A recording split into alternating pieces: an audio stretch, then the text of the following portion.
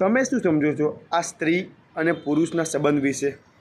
સમજો મારા વાલાઓ કે મેલ હંમેશા ફિમેલથી એટ્રેક્ટ થાય અને ફિમેલ હંમેશા મેલથી એટ્રેક્ટ થાય, પણ ક્યારે પણ ફિમેલ પ્રપોઝલ ના મૂકે, કારણ કે એની અંદર શું સૌથી વધારે ભરેલું હોય? You all know very well, ego ભરેલો હોય ને. અને મેલ હંમેશા ઈગોથી રહિત હોય. એવું નહીં બધા, પરંતુ મારા જેવા ઘણા બધા એ લોકો હંમેશા પ્રપોઝલ મૂકે અને રિજેક્શન મે બી સહન કરવું પણ પડે અને મે બી તીર લાગી પણ જાય સાચી જગ્યાએ. જીવન છે ભાઈ.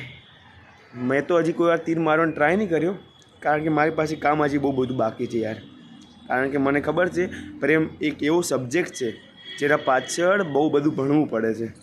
કારણ કે કોઈ પણ યુવતીને જીવનમાં લાવવાથી ખાલી પ્રેમ પૂરો નથી થતો, એને એ બધી જ કેર આપવી પડે છે, એની બધી સંભાળ રાખવી પડે, એને જોઈતી વસ્તુ નહીં પરંતુ એને જોઈતો પ્રેમ ડેફિનેટલી આપવો પડે, બાકી એ રિસાઈ જાય.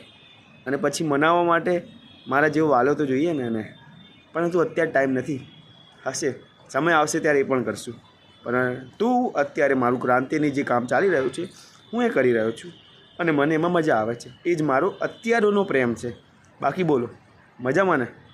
બાય.